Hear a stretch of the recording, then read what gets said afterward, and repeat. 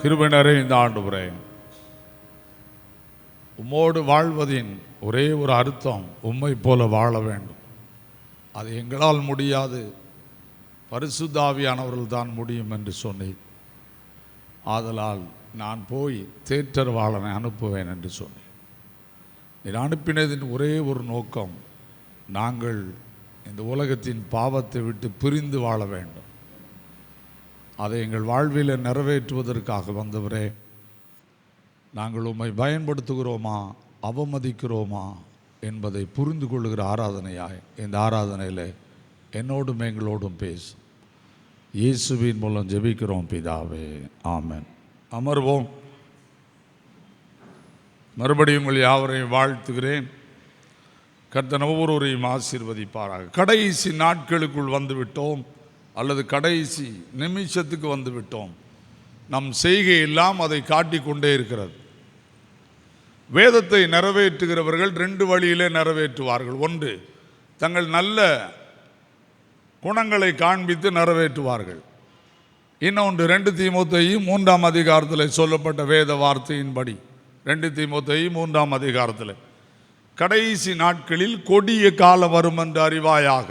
ஏனெனில் மக்கள் எப்படி மாறிவிடுவார்கள் என்பதை சபைகளிலும் நாம் பார்க்கும் நாட்கள் வந்துவிட்டது. கிறிஸ்து இந்த உலகத்தில் வருவதற்கான அடையாளங்கள் என்ன? பரிசுத்த ஆவியானவர் மனிதனுக்குள்ளே செயல்பட்டு கொண்டே இருக்கிறார். மனிதனையும் தாண்டி கண்ட்ரோல் பண்ணுகிறவர் பரிசுத்த ஆவியானவர். நான் ஊழியம் செய்கிறேன் என்றால் என்னை ஆண்டவர் சில இடத்துல நிறுத்துவார், கண்ட்ரோல் செய்வார். இதை செய்யாதே, இது தவறு, இது சரி, இது தப்புதான், இதை நீ ஏற்றுக்கொள்ளாதே என்று சொல்லுகிற வார்த்தைகளை நாங்கள் தெளிவாய் கவனிப்போம். எங்கள் வாழ்க்கையில் நாம் நன்றாய் அறிந்து கொள்ள வேண்டிய காரியங்கள் என்ன என்பதை நாம் அறிந்து கொள்ள வேண்டும். பரிசுத்த ஆவியானவர் ஏதோ வந்தார், நம்மை ஆராதிக்க வந்தார் என்று சொல்லுகிற காலம் அல்ல. பரிசுத்த ஆவியானவர் யார்? பாவத்தை குறித்தும் நீதியை குறித்தும் நியாய தீர்ப்பை குறித்தும் உலகத்தை கண்டித்து உணர்த்துகிறவர். பரிசுத்த ஆவியானவருடைய பணி என்னென்றால், நான் தவறு பண்ணேன் என்றால் என்னை கண்டிக்கிறது தான் அவருடைய வேலை. ஃபஸ்ட்டு வேலை அதான். அது அவர் யாருக்கும் செய்யாமல் இருந்ததில்லை. இயேசு கிறிஸ்து இந்த உலகத்தில் பரிசுத்த ஆவியானவராய் ஆட்சி செய்தார். அப்போஸ்தலர் 10:38 வாசிக்கிறோம். அந்த அவர் எப்படி இந்த உலகத்தில் ஆட்சி செய்தார் என்றால், பாவம் எங்கெல்லாம் இருக்கிறதோ அங்கெல்லாம் கடந்து சென்றார். பாவத்தின் விளைவுகளையும் இந்த உலகத்தில் சொல்லுவதற்கு அவர் அஞ்சவில்லை. பாவத்தின் விளைவுகள் இன்று நாம் செய்வது நமக்கு எளிதாயிருக்கும். ஆனால் பாவத்தின் விளைவு என்பது என்ன? சந்ததி சந்ததியாய் அழிக்கும். ஒருவேளை நாம் எதிர்பார்க்கிற மாதிரி நம்ம வாழ்வு அமையாது. பரிசுத்த ஆவியானவருக்கு விரோதமாய் பாவம் செய்கிறவருடைய பாவங்கள் மன்னிக்கவே படாது. பைபிளில் நல்லா புரிஞ்சுக்கோங்க. 2 விதமான பாவ மன்னிப்பு இருக்கு. ஒன்று, மனிதனுக்கு விரோதமாய் பாவம் செய்வது. இன்னொன்று, பரிசுத்த ஆவியானவருக்கு விரோதமாய் பாவம் செய்வது. ஆவியானவருக்கு விரோதமாய் பாவம் செய்தீர்களானால் மன்னிப்பே கிடையாது.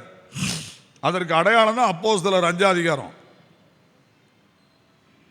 இது நம்ம நிறைய நேரம் படிக்கிறது இல்லை. அப்போஸ்தலர் 5ஆம் அதிகாரம் எதை விளக்குது? ஆவியானவருக்கு விரோதமாய் பொய் சொல்லும்படி சாத்தான் உங்கள் இருதயத்தை நிரப்பினது என்ன? கேட்ட உடனே முதல் ஆராதனை, முதல் கூடுகையில் மரணம் தான் நடந்துச்சு. நன்றாய் நாம் அறிந்து கொள்ள வேண்டும். வேதத்தை கையில் எடுப்பது பிரச்சனை இல்லை. உங்கள் சந்ததிக்கு நீங்கள் சாபமாய் மாறி விடாதிருங்கள். என்னுடைய சந்ததிக்கு நான் சாபமாய் மாறினேன், ஆனால் அதை விட மோசமானது எதுவுமே கிடையாது. மோசமானது எதுவுமே கிடையாது. நன்றாய் புரிந்து கொள்ளுங்கள். நான் ஒரு சம்பவத்தை சொல்லுகிறேன். ரிட்டையர்டு ஜட்ஜி என்று ஒருத்தர் இருக்கிறார். KTC B காலனியிலே இருந்தார். இப்பொழுது செல்லத்தர் நகரில் இருக்கிறார். மிக உன்னதமானவர். திருச்சபையில் பல பொறுப்புகளில் இருந்தவர். விளையாட்டு விழா நடத்தி கொண்டிருந்தார். நானும் அதில் உட்கார்ந்து இருக்கிறேன். எனக்கு சற்று பைபிள் ஆழமாக தெரிந்ததுனாலே நான் வரமாட்டேன் ஐயா என்று சொன்னேன். நீ வந்தால் நான் சேர்க்க மாட்டேன் என்று சொல்லிவிட்டார். கிறிஸ்மஸ் அன்று 2 குரூப்பாக நடத்தி கொண்டிருக்கிறார்கள். என்னுடைய பையன் ஒரு பக்கம் லீடர், இன்னொருத்தருக்கு இன்னொரு தங்கச்சி லீடர். அவர் சொல்லிவிட்டார், செல்லை என்ன செய்யக்கூடாது? தொடக்கூடாது. அவர் சொன்னது சரியான வார்த்தை. செல் தொடக்கூடாது. எல்லார் செல்லையும் பிடுங்கி வைங்கள் என்று நான் சொல்லிவிட்டேன். எல்லார் செல்லையும் பிடுங்கி வைத்து விட்டார்கள். இப்பொழுது போட்டி நடந்து கொண்டிருக்கிறது. நான் தள்ளி உட்கார்ந்து இருக்கிறேன், பார்த்து கொண்டே இருக்கிறேன். கிறிஸ்மஸ் சாயங்காலம் நேரம் போகணும் அப்படின்னு சொல்லி இப்போ திடீரென்று என் மகனை அவர் அந்த விளையாட்டிலிருந்து நீக்கினார். உடனே என் மகன் என்கிட்ட வந்தான். பெரியவங்க சொல்லிட்டாங்க இடத்த காலிப்பட்டு போ அப்படின்னு சொல்லி. ஹோல் திருச்சபை என்னை எட்டி பார்த்தது. என் மனைவி என்னிடத்தில் ஓடி வந்தால், அமைதியாக சென்று விடு, அவர் நடத்தி கொண்டிருக்கிறார், அவர் தான் இப்போ அதில் பொறுப்பானவர், அவர்கிட்ட போய் ஆர்கியூமெண்ட் பண்ணுறதுக்கெல்லாம் நான் ரெடி இல்லை. எனக்குள்ள ஒரு ஆண்டவர் இருக்கிறார், பரிசுத்த ஆவியானவர். அவர் சமாதானத்தின் ஆண்டவரை தவிர சண்டையின் ஆண்டவர் கிடையாது. அந்த இடம் அமைதியானது. முடிந்தவுடன் அந்த ஜட்ஜி என் கையை பிடித்து மன்னிப்பு கேட்டார். ஏன் தெரியுமா? என்கிட்ட ஒரு லேடி உன் மகன் செல்லு வச்சிருக்கான்னு சொல்லிட்டாங்க, நான் செல்லை வாங்கி வச்சதை மறந்துட்டு உன் பையனை வேண்டான்ட்டேன். ரொம்ப பெருந்தன்மையா இல்லை சார், நான் பைபிளை தூக்கி தெரு தெருவாய் பிரசங்கம் பண்ணுகிறவன். இன்னைக்கு நான் கெட்டு போகலையா? யார் பரிசுத்த ஆவியானவர்? யார்கிட்ட ஆவியானவர் இருக்கிறார்?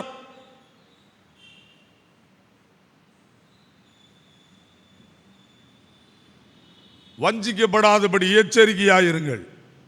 ஆட்டுத்தோலை போர்த்து கொண்டு உங்களிடத்தில் வருவார்கள், உள்ளத்திலோ பட்சிக்கிற ஓ நாய்கள் அவர்கள். ஆண்டவர் அழகா எழுதிட்டு போயிட்டாரு. பரிசுத்த ஆவியானவர் வேடம் தரிச்சிருப்பாங்க, ஆனால் எந்த விஷயத்திலையும் இயேசு கிறிஸ்துவை முன்னணிப்படுத்த மாட்டார்கள். மனிதர் உங்கள் நல்ல கிரியைகளை கண்டு, வசனத்தை முடிக்க, மனுஷர் உங்கள் நற்கிரியைகளை கண்டுன்னு தான் இருக்கு. பரலோகத்தில் இருக்கிற உங்கள் பிதாவை உங்கள் வெளிச்சம் மற்றவர்களுக்கு முன்பாக, இதான் பரிசுத்த ஆவியானவர் வேலை. என்னை பார்க்கிறவங்க என் கூட என்ன செய்யணும்? ஆலயத்துக்கு வரணும், இவர் உண்மையான போதகர்னு சொல்லணும். இதுக்கு தான் ஆலயம். இதை மீறி நீங்க என்ன பண்ணாலும் தண்டனைக்குள்ளாவீர்கள். பரிசுத்த ஆவியானவர் தண்டிப்பார். அப்போஸ்தலர் 5ஆம் அதிகாரத்தை தெளிவா திரும்ப திரும்ப படிச்சுக்கோங்க. பரிசுத்த ஆவியானவர் தண்டிப்பார். அவர் தண்டிக்காம இருக்கவே மாட்டார். பார்க்க லேசா தெரியும். ஆதலால் ஆவியானவர் என்பவர் யார்? விடுதலை சொல்லுகிறவர், தண்டிக்கிறவர், ரெண்டையும் புரிஞ்சுக்கோங்க. இன்னைக்கு விடுதலைங்கிற தலைப்பை கொடுத்துருக்காங்க. என்னுடைய 40 வருஷ அனுபவம் முடிந்து 41வது வருஷத்தில் நான் கால் எடுத்து வைக்கேன். நீங்க பார்த்தீங்கன்னா விடுதலை என்கிற ஒரு தலைப்பை இன்னைக்கு கொடுத்துருக்காங்க. ஹோல் சினாடு இன்னைக்கு இதை தான் தியானிக்கிறாங்க. விடுதலை என்றால் என்ன என்பதற்கு அங்கே விளக்கம் கொடுக்கிறார். லூக்கா 4ஆம் அதிகாரம், லூக்கா 4ஆம் அதிகாரம் 18வது வசனத்தை யாராவது வாசிங்க.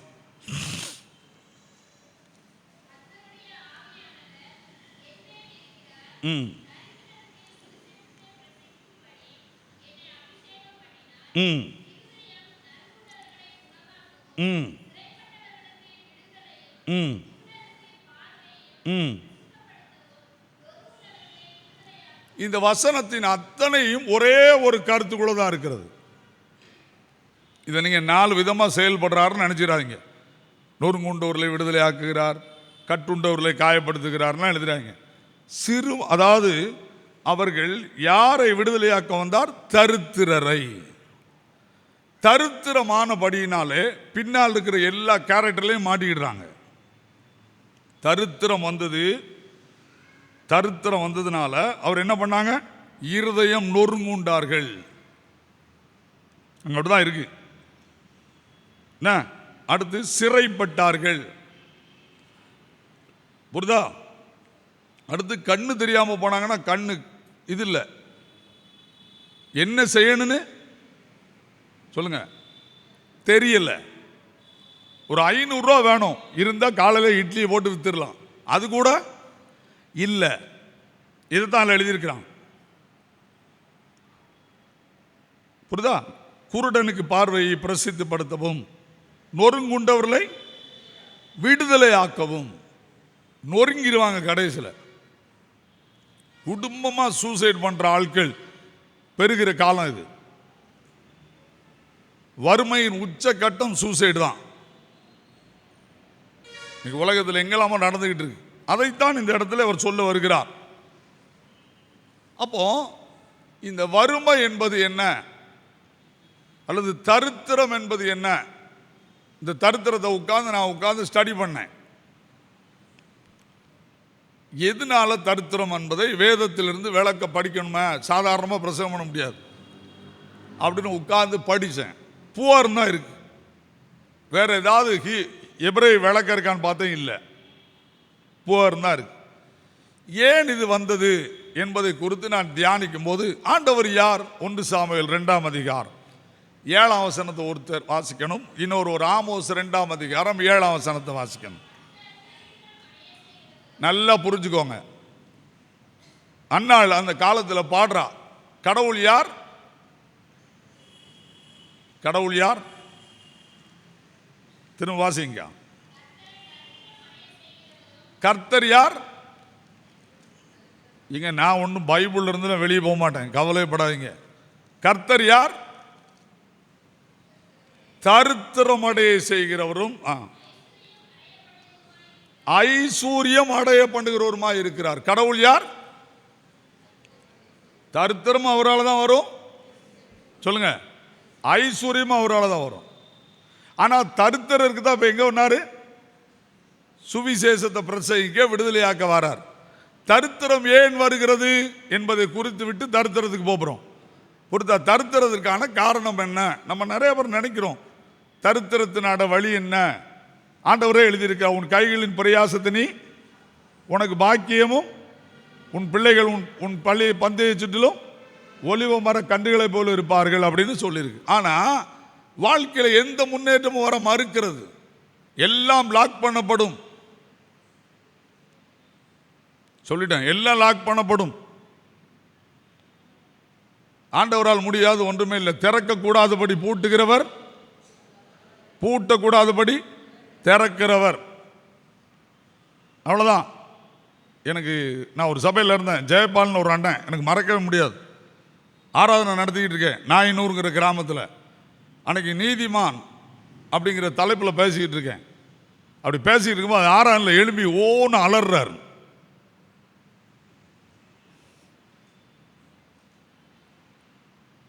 ஆராதனை அமைதியாகிறது. நான் ஒன்றுமே பேசவில்லை, அப்படியே கீழே உட்கார்ந்தார். ஆராதனை முடிந்தவுடன் என் கையை பிடித்து கொண்டு கதறினார், ஐயா, நான் இந்த எஸ்டேட்டில் ஒரு பெரிய அதிபதி. இன்று என் 2 பிள்ளைகளுக்கும் வேலை இல்லை. என் மனைவி நான் இந்த வீட்டில் வந்து உட்கார்ந்து இருக்கிறோம். நான் செய்தது என்ன தெரியுமா?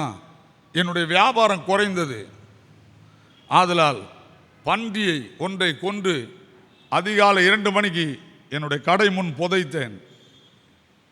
சில மந்திரங்களை பண்ணினேன். அதோடு என் வாழ்வு முடிந்தது.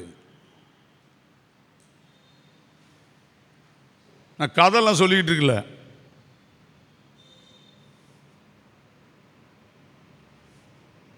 நான் அவரை பார்த்து சொன்னேன், எதுக்கு எழும்பி அழுத? நீ நீதிமானை விட்டு விலகினாலே உன் வாழ்வு இப்படி மாறிவிட்டது என்று நீங்கள் சொன்னதை தாங்கி என்னால் இருக்க முடியவில்லை. நான் ஏன் இதை சொல்லுகிறேன் தெரியுமா? ஆண்டவர் யார்? ஐஸ்வர்யம் அடைய பண்ணுகிறவரும் அவர்தான், தரித்திரம் அடைய பண்ணுகிறவரும் அவர்தான். 2 அவர் கையில் தான் இருக்கு. நல்லா புரிஞ்சுக்கோங்க. அங்கே அந்த காலத்தில் குருமார்கிட்ட போய் சம்பளம் வாங்குவோம். அவங்க ஜோம் பண்ணி எங்கள் கையில் கொடுக்கும்போது சொல்லுவாங்க, தம்பிமா, ஆஸ்பத்திரி செலவு இல்லாத வாழ்க்கை ஆண்டவர் தரட்டுடா.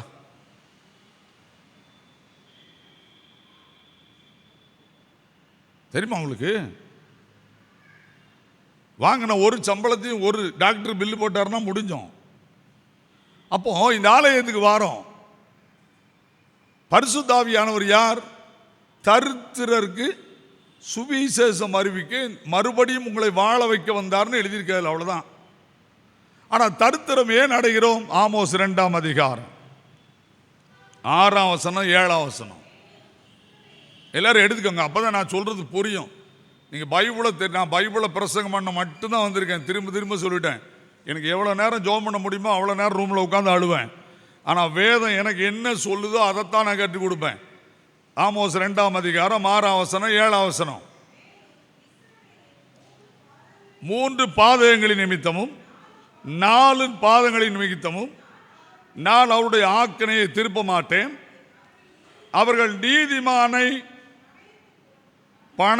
பணத்துக்கும் எளியவனை ஒரு ஜோடு பாதரட்சைக்கும்.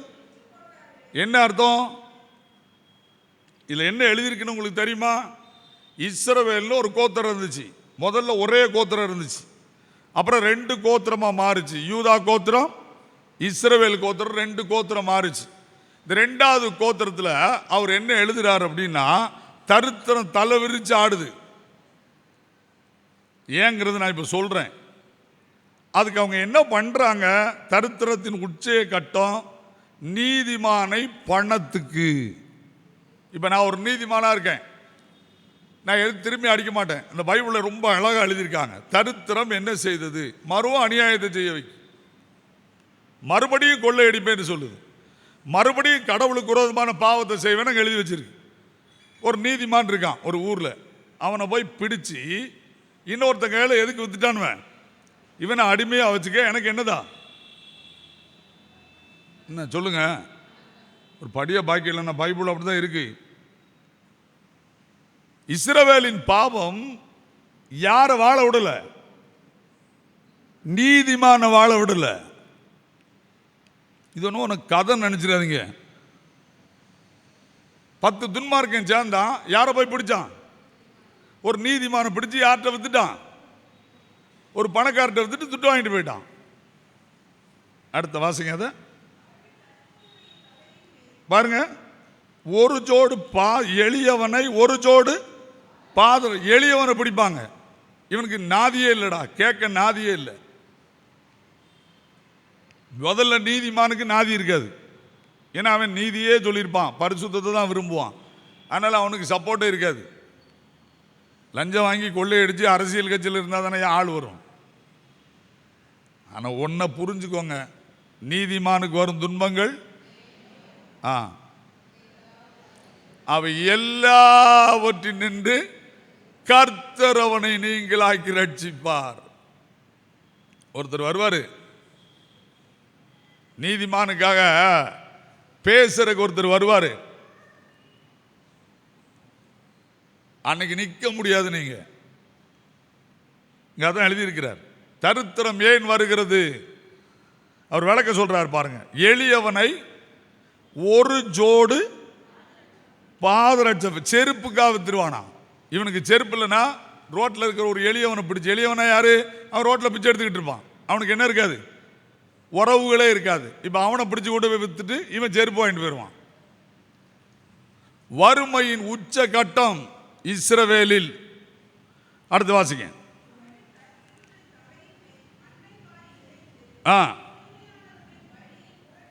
அடுத்து ரோட்டில் இருக்கிற தருத்திரனை பிடிப்ப மண்ணை வாரி தலையில் இறைச்சிருவான். நீ விளங்க மாட்டான்னு இறைச்சி சிறியவரின் வழக்கை புரட்டுகிறார்கள்.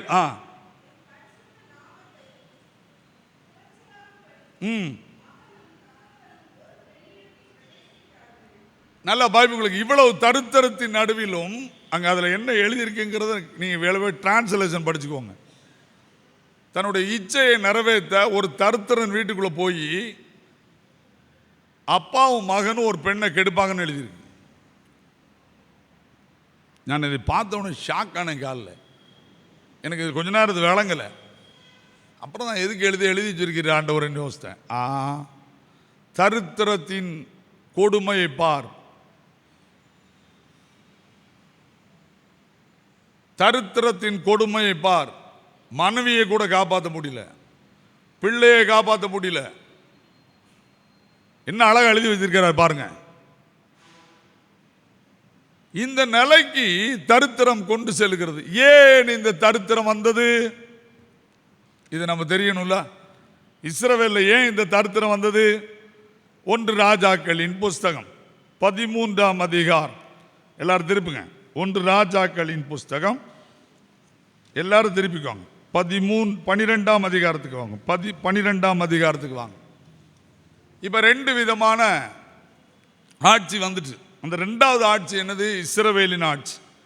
இந்த இஸ்ரவேலின் ஆட்சி என்ன ஆனது அப்படி நீங்கள் பார்த்தீங்கன்னா, நீங்கள் அதை வாசித்தீங்கன்னா 1 ராஜாக்கள் 12ஆம் அதிகாரம், 12ஆம் அதிகாரத்துக்குள்ள வாங்க. இப்போ என்ன நடந்துச்சு அப்படின்னா, ஆண்டவர் அங்கே யெரொபெயாம்னு ஒருத்தனை இஸ்ரவேலுக்கு தேர்ந்தெடுக்கிறார். அவனை என்ன வணங்குன்னு சொல்றார். 11ஆம் அதிகாரம் 29ஆம் வசனத்தை வாசிங்க.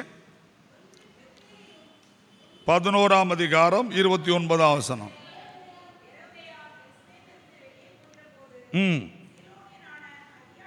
அகியா என்னும் தீர்க்கதரிசி புது சால்வையை போர்த்து கொண்டிருந்து, பார்த்துக்கோங்க, இப்போ போதுங்க, 10 துண்டுகளை எடுத்து அவனை நீ ராஜாவாயிருன்னா 10 கோத்திரம் யாருக்கு தலைமையத்துவம் வருது? யெரொபெயாமுக்கு. ரெகோபெயாமுக்கு 2 கோத்திரம். இப்போ இந்த யெரொபெயாம் என்ன பண்றான்? ஆண்டவரை வணங்க போகணும் வருஷத்துக்கு ஒரு நேரம். ஆனால் அவன் என்ன யோசிக்கிறான்? வாசிங்க பார்ப்போம். 12ஆம் அதிகாரம் 28, 29, 30.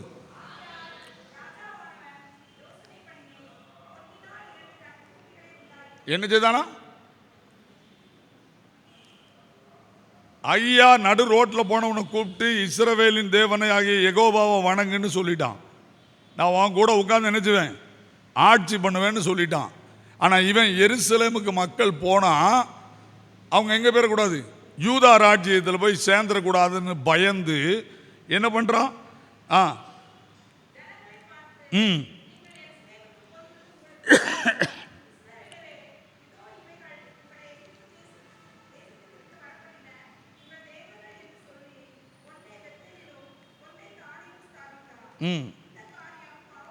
இந்த காரியம் பாவமாயிற்று.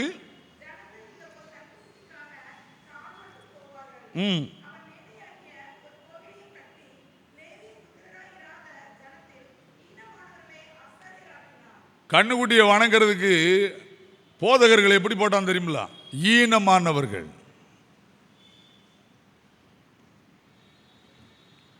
அவங்கள தூக்கி அப்பாயின்மெண்ட் பண்ணிட்டான். நடந்தது என்ன? 2 ராஜாக்கள். வறுமை எப்படி வருதுன்னு பாருங்க.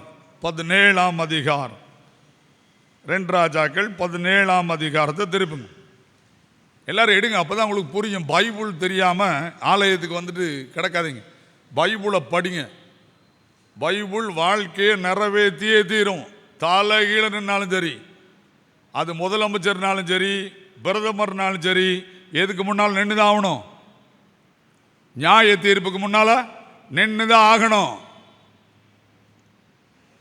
யாரும் தப்ப முடியாது.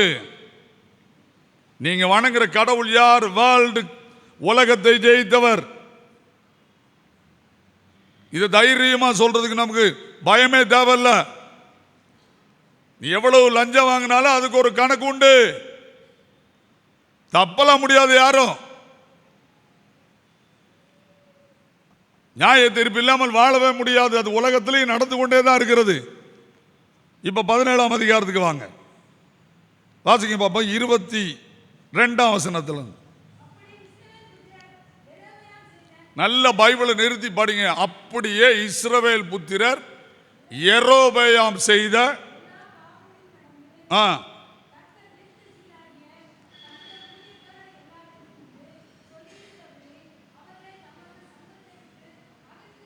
என்னது? தான் சமூகத்தை விட்டு அகற்றினார். ராஜாவா தான் இருந்தான், ராஜ்யபாரம் இருந்துச்சு. ஆனா யார் இல்லை? கர்த்தர் இல்லை. கர்த்தர் இல்லை. வேலை இருக்கும், சம்பளம் இருக்காது, பறி போயிரும்.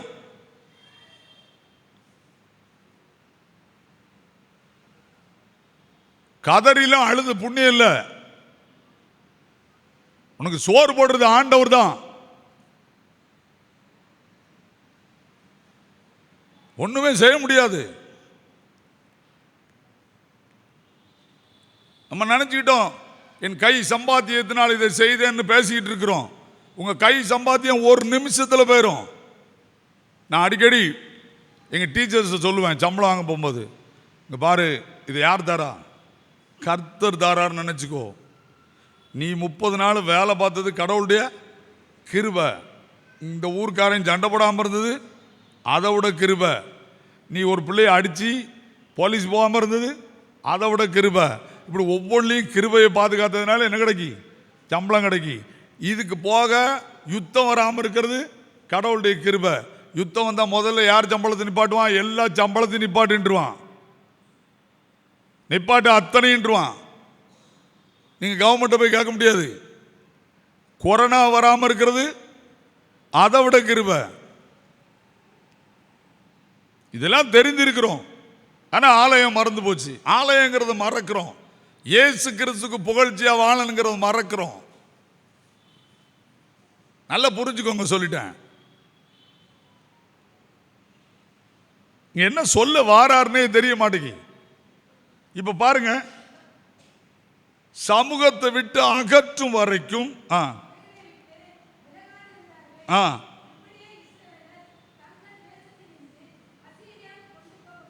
இப்ப என்ன பண்ணிட்டாங்களா?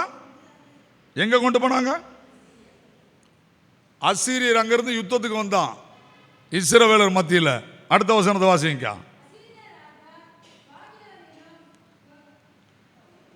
கூத்தாவிலும்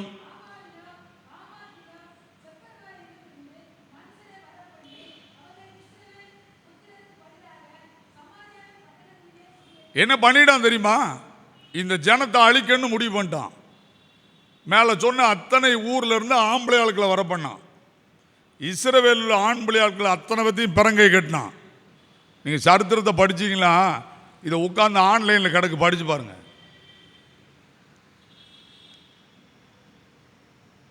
ஏதோ கதை சொல்றதுக்கு கோயில் இல்லை.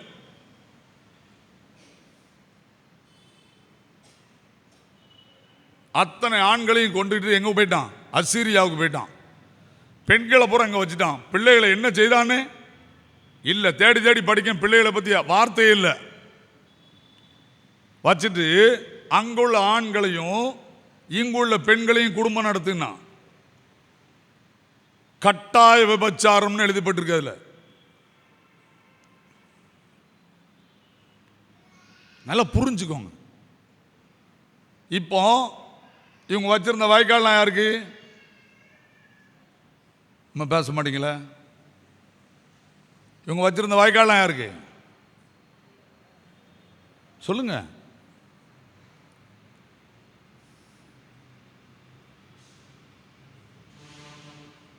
எல்லாம் பறி போயிட்டு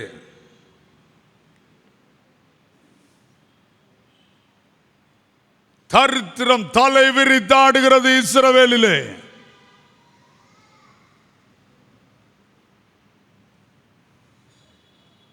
தொடர்ந்து பாவம் செய்தா இதான். நான் அடிக்கடி சொல்லுவேன், எங்களுக்கு மன்னா சாப்பாடு கிடைக்கும், இல்லைன்னா எங்களுக்குன்னு சில விதவை வீட்டில் சாப்பாடு இருக்கும். நாங்கள் இயேசு கிறிஸ்துக்கு பரிசுத்தமாக வாழணும். அது மட்டும்தான் எங்கள் வேலை. யாரையும் சார்ந்து வாழ முடியாது. அப்படி இல்லைன்னா 2 லட்சம் ரூபா சம்பளத்தை நான் விட முடியுமா? இன்னைக்கு என் பெஞ்சாதி வாங்கினா 1.5 லட்சம் ரூபா சம்பளம் வாங்குவான். ஆண்டவர் என்னை விட்டுட்டு வெளியே வர சொல்லுனாரு. நேற்று கூட என் பெஞ்சாதிக்குடைய ஃப்ரெண்டு ஒரு அம்மா என்னை பார்த்தாங்க. ஏன்னா ஆண்டவர் வேலையை விட சொன்னார்னு டக்குன்னு விட்டுட்டீங்க? அக்கா நீங்கள் எவ்வளோ சம்பளம் வாங்கியிருப்பாங்க? உயிர் வேணலாமான்னு கேட்டேன். உடனே என் பையன் பதில் சொல்லிட்டான். அம்மா வேலை விட சொல்லி விடலை, அப்பா சொல்லிட்டு போயிட்டாங்க ஒரு மீட்டிங்க்கு. அம்மாவுக்கு கிட்டத்தட்ட ஒரு நாள் முழுசு மூக்கில் இருந்து ரத்தம் விடுச்சு. வேலையை விட்டாங்க, ரத்தம் நின்றுச்சு. இதான் எங்கள் பொழப்பு. இதான் ஐயர் பட்டத்துக்கு வரலன்னா. இது இல்லைன்னா தெருவில் நின்று பிரசவம் பண்ணிட்டு போயிட்டே இருப்பேன். ஆனால் நிச்சயமாக சொல்கிறேன், வசனம் சொல்றது 100% சபையில் நிறைவேறும். என் பாவ கண்ணால் பார்க்காம நான் சாக மாட்டேன். ஏன்னா நான் அத்தனை அளவு நெருக்கப்படுறேன், கதறி அழுகிறேன் தேவ சமூகத்தில். சாதாரணமாக ஊழியம் செய்யல. உங்ககிட்ட மறந்துடாதுங்க சொல்லிட்டேன். இப்படிலாம் எங்களுக்கு பிரசங்கம் பண்ண தெரியாது. படிங்கார் காலையில் எழுப்பி உட்காந்து 2 நாள் நல்ல காய்ச்சல். காலையில் எழுப்பி விட்டு படி, இதை வாசி, இதைத்தான் நீ பேசணும்.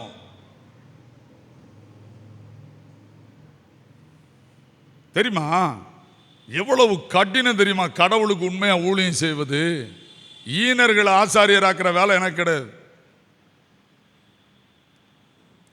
இப்ப என்ன நடக்க போது? இஸ்ரவேல்ல பஞ்சம் தலை விரிச்சாடுது. என்ன பண்ணிருவீங்க? இப்ப என்ன செய்ய முடியும்? ஏதாவது செய்ய முடியுமா? ஒன்னும் செய்ய முடியாது. கடவுள் தன் காதை பொத்திக் கொள்வார். மத்தேயு 24ஆம் அதிகாரம், எல்லாரும் திருப்புங்க. மத்தேயு 24ஆம் அதிகாரம் திருப்புங்க.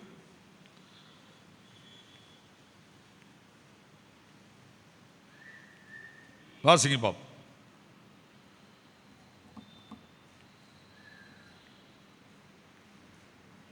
6ஆம் வசனத்திலிருந்து வாசி.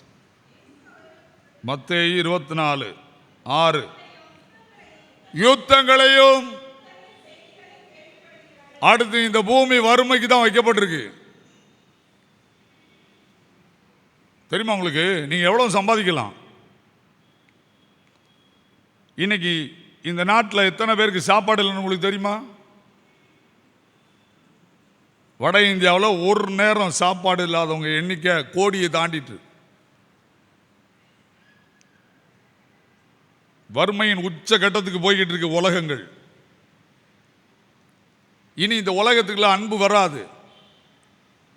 நான் காலையில் எழுப்பி ஜோம் பண்ணும்போது, ஆண்டவரே பணம் நாங்கள் தான் அடிக்கோம், நாங்கள் தான் தோண்டி வெண்ணையும் வெள்ளியும் பொன்னையும் எடுக்கிறோம், அது எங்ககிட்ட தான் இருக்குது, எல்லாமே எங்கிட்ட தான் இருக்குது, பின்ன ஏன் வறுமை வருது?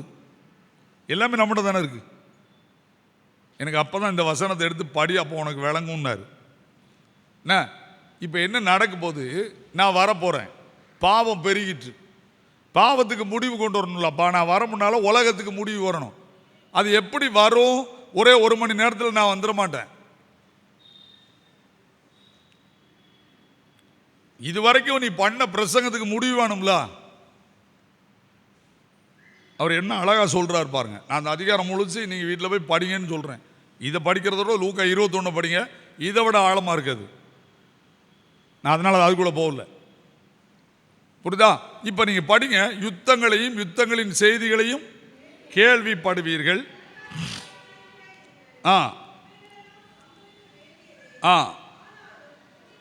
முடிவு உடனே வராது. ஹலோ, யுத்தம் எங்க வரும்? பாகிஸ்தானுக்கும் இந்தியாவுக்கும் வரும். சபையில் என்ன வரும்? அன்பு இருக்காது, அன்பு இருக்காது. அது எங்க இருக்கு? 12ஆம் வசனத்தை வாசிங்க. எனக்குள்ள அக்கிரமம் இருக்குன்னு சொன்னா என்கிட்ட என்ன இருக்காது? அன்புன்னா என்ன அர்த்தம்? 1 கொரிந்தியர் 13ஆம் அதிகாரத்துக்கு போனோம். ஆவியானவர் எனக்குள்ள வந்துட்டாருன்னா எனக்குள்ள அன்பு இருக்கும். அன்பு என்ன செய்யும்? சகலத்தையும் தாங்கும், சகலத்தையும் நம்பும், சகலத்தையும் சகிக்கும்.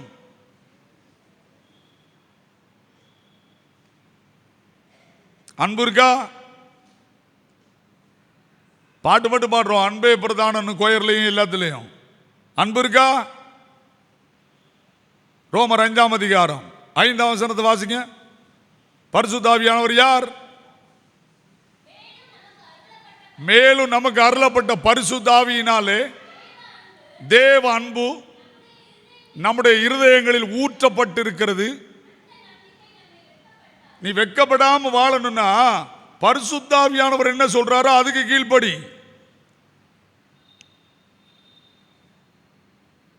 கீழக்கிழங்குல ஒரு சர்ச்சுக்கு பிரசங்கம் பண்ண போயிருக்கேன். 3 நாள் கன்வென்ஷன். ஏசாயா ராஜசிங்கன்னு சொல்லி ஒரு குருவானவர், அவர் எனக்கு ரொம்ப ஜூனியர், ரொம்ப அன்பார் பேராண்ட.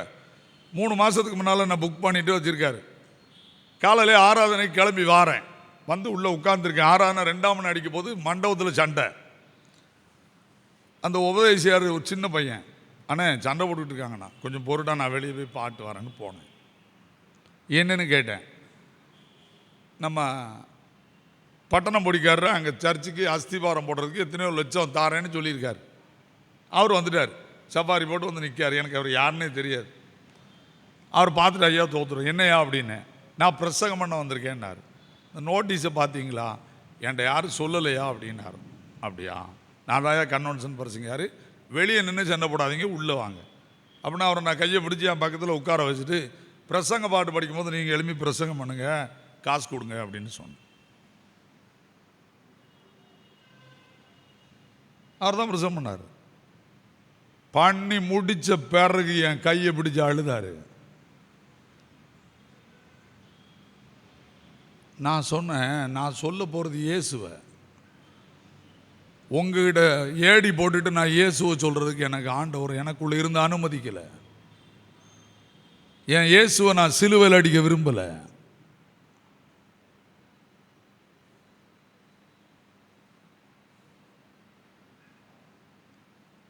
அந்த புரிஞ்சுக்கோ. யார் இயேசுவை சொல்லுவது? பரிசுத்தாவியினாலே அன்பை பெறாத நீ எப்படி பரிசுத்தாவி இருக்கியான்னு சொல்ல முடியும்? உன்னை நீ வஞ்சித்துக் கொள்வாய், ஆழிவு ஆரம்பிச்சிடும். பரிசுத்தாவியானவர் யார்? அன்பை உலகத்துக்கு கொண்டு வந்தவர்.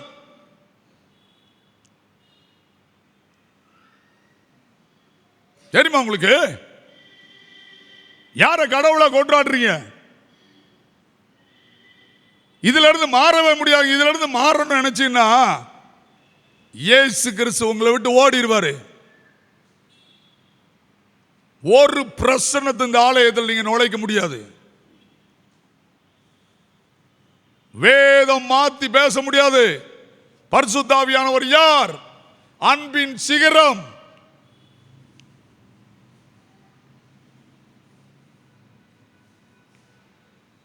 அன்பு தணிந்து போகும், அக்கிரமம் மிகுதியாகும். ஒரு வீட்டில் நிம்மதி இருக்காது. சொல்லிட்டேன்.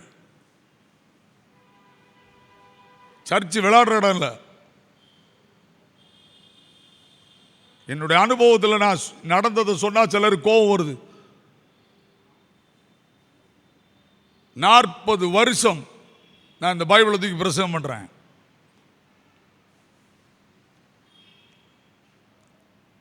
வேதத்தை நன்றாய் புரிந்து கொள்வோம்.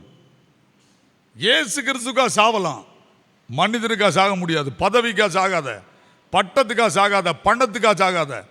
இயேசு கிறிஸ்துக்கா ஜீவனை வெறுத்துரு. அதான் வாழ்க்கை. மனுஷன் உலகம் முழுவதையும் தன் ஜீவனை நஷ்டப்படுத்தினால் அவனுக்கு தன் ஜீவனுக்கு ஈடாக எதையும். காலையில் நான் உயிரோடு இருப்பேன், என் கையில் கிடையாதுயா.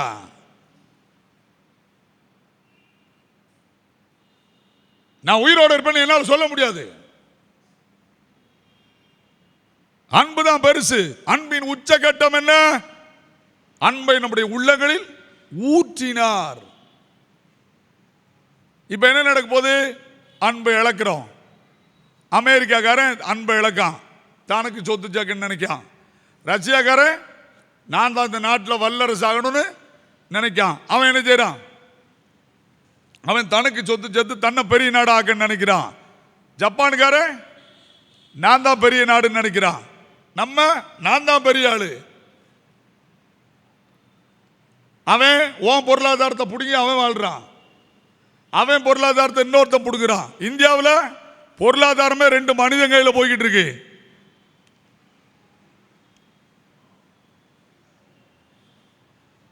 சாலமோன் அழகா எழுதுறான், பணப்பிரியன் பணத்திலும் செல்வப்பிரியன் செல்வத்திலும் திருப்தி அடைகிறதில்லை. திருப்தி அடைய மாட்டாங்க. நேற்று கூட பஸ்ஸில் நான் வரும்போது ஒருத்தர் ஏசிட்டு வந்தார். தாறுமாற நான் உட்காந்து அமைதியை காட்டிட்டு இருந்தேன். இந்த நாட்டில் எல்லா பழமும் போயிட்டு அப்படின்னாரு. ஏன்னா டோல்கேட்டில் ஒரு தகராறு. இயேசு வரப்போகிறார், அதை சொல்றதுக்கு தான் நாங்கள் இருக்கிறோம். நியாயம் தீர்க்க இயேசு வர போகிறார். ஐயா, திருப்பால சர்ச்சுக்குள்ளேயும் நியாயம் தீர்ப்பாரு. தப்பல முடியாது, தப்பல முடியாது, ஒருத்தர் தப்ப முடியாது. 40 வருஷம் நான் ஆண்டவருடைய வார்த்தையை அடக்காம பிரசங்கம் பண்ணவன். என் மெசேஜ் இன்னைக்கு பல இடத்துல கிடக்கு, கேட்டு பாருங்க. இன்னைக்கு நான் சர்வத்தையும் ஒரு போதகரா, அதுவும் மதிவான சொல்ல போய்,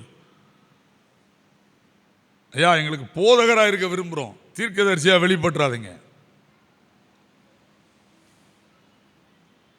அன்பா சொல்லிட்டேன், உங்களை கையெடுத்து கும்பிடுறேன். இந்த ஆலயத்திலிருந்து சாபத்தை வாங்கினா அதுக்கு நான் பொறுப்பு கிடையாது, நடவடிக்கை தான் பொறுப்பு.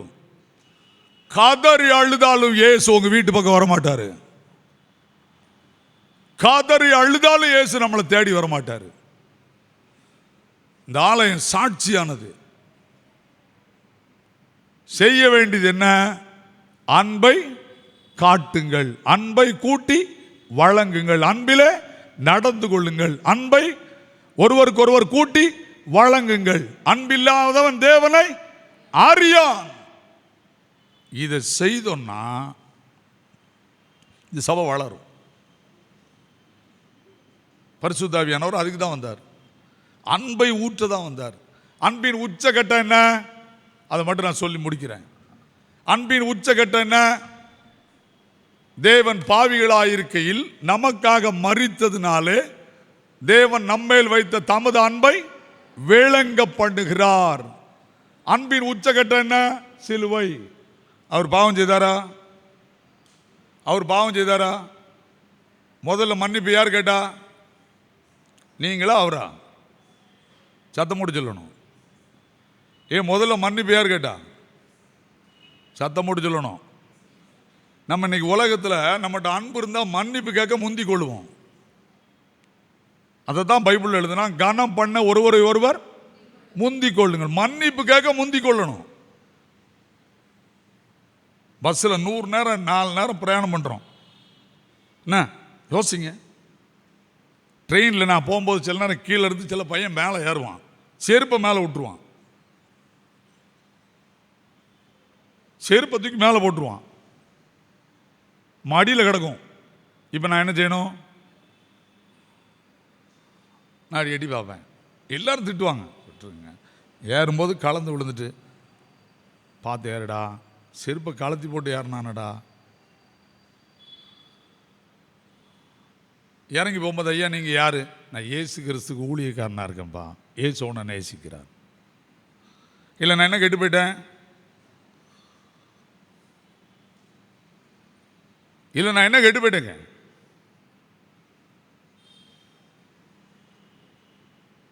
ஒருத்தர் உன்னை பார்த்து தப்பு செய்தான்னு சொன்னேன், ஐயா மன்னிச்சுக்கோ. இதை சொல்லலைன்னா இயேசு உங்ககிட்ட வரமாட்டாரு. மற்ற எல்லாம் உங்ககிட்ட இருக்கும், இயேசு இருக்க மாட்டாரு, பரிசுத்த ஆவியானவர் இருக்க மாட்டாரு. பரிசுத்த ஆவியானவர் வேணுமா வேண்டாமா? வேணுமா வேண்டாமா? அவர் இல்லாமல் வாழவே முடியாது. அதையும் முதலே சொல்லிடுறேன், அதுக்கு நான் போக விரும்பலை, எனக்கு டைம் முடிஞ்சு. யோவான் 15:5 இருக்கு, நானே மெய்யான திராட்சை செடி, நீங்கள் கொடிகள். ஒருவன் என்ன என்னிலும் நான் அவனில் நல்லா ஒன்றுமே செய்ய முடியாதுன்னு சொல்லிட்டு, என்னை இல்லாமல் உங்களால், நீங்கள் யாரு? கொடி தான், செடி இல்லை. என்னை இல்லாமல் ஒன்றுமே செய்ய முடியாது. என்னை விரட்டி விடுவியா? சபையில இருந்து சண்டை போடுவியா? போடு.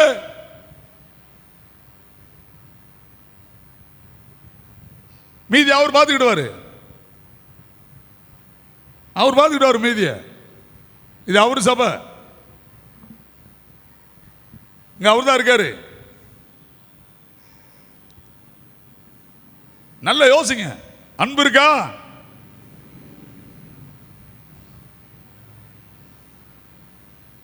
பரிசுத்த ஆவியான ஒரு அன்பை தான் வெளிப்படுத்த வந்தார். அல்லேலூயா போட்டு ஆவியில குதிச்சு வீடியோ ஜெபம் பண்றேன், பூன்னு சத்தம் போடுறதுக்கு வரல. உடனே ஒன்று சொல்லி, நம்முடைய வாழ்க்கையில் ரொம்ப கவனமாக இருக்கணும், ஜாக்கிரதையாக இருந்துக்கோங்க சொல்லிட்டேன். மறுபடி நான் அன்புல நிரப்பப்படுறது தான் ஊழியமே தவிர, நான் வைராக்கியத்திலையும் வல்லமையிலையும் நிரப்பப்படுறது ஊழியம் இல்லை. அன்பு, பரிசுத்த ஆவியானவர் இருக்கிற இடத்துல என்ன இருக்கும்? அன்பு இருக்கும். இருக்கா? ஆண்டவர் எதிர்பார்க்கார்.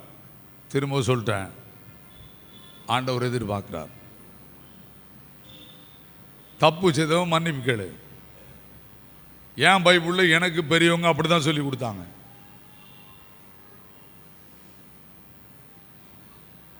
நான் பெரிய பெரிய பரிசுத்தவான்கள் கையிலிருந்து வளர்க்கப்பட்டு வந்தவன். நல்லா புரிஞ்சுக்கோங்க. என் மனைவி கிட்ட மன்னிப்பு கேட்க சொல்லி ஒரு குருவானவர் எனக்கு சொல்லி கொடுத்தாரு. மனைவிட்ட மன்னிப்பு கேள்டா அப்படிம்பாரு. அதை விட பெருந்தன்மை எதுவுமே கிடையாது.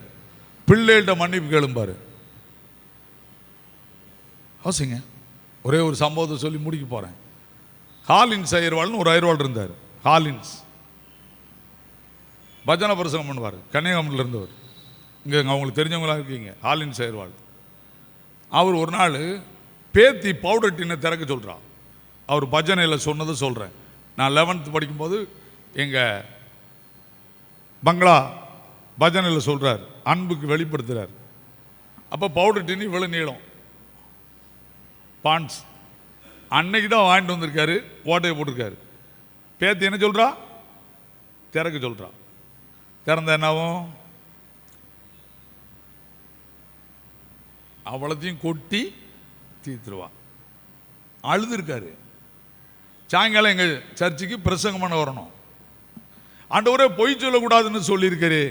அவர் சொன்ன ஒரு காரியம் இன்னைக்கு என்னை பாதிக்குன்னா பார்த்துக்கோங்க. நான் 11th படிக்கும்போது கேட்டது. அவர் என்ன பண்ணுறாரு? இந்த பவுடர் டின்னை கையில் எடுத்துக்கிட்டு அழுதுட்டு, இயேசுவே நான் பொய் சொல்லணுமா?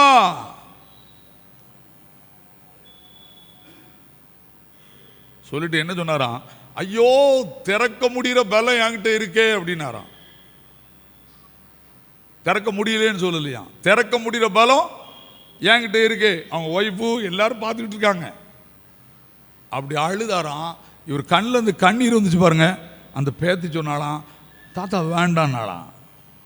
பேத்தி எடுத்து ஒரு முத்தம் கொடுத்துட்டு, பஜனைக்கு புறப்பட்டு வந்தேன், இங்கே இருக்கிற நீங்கள் யாராவது பொய் சொல்லி வந்தியா? மரியாதை எழும்புனாரு.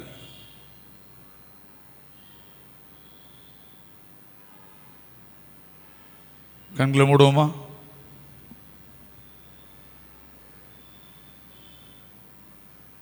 எத்தனை பொய் தான் சொல்லுவீங்க? பொய் பேசுகிறவர்களுடைய வாய் அடைக்கப்படும். ஒரு நாள் வரும்,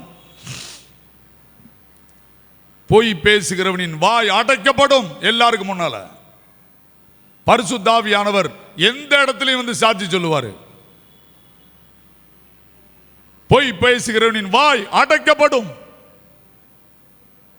இன்னைக்கு பொய் ஈஸியா இருக்கும், நாள் வரும்.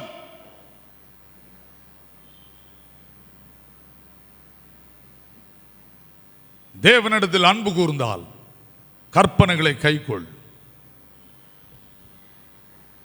கிருபை நிறைந்த ஆண்டவரே, நல்ல காலை ஆராதனைக்காக ஸ்தோத்திரம்.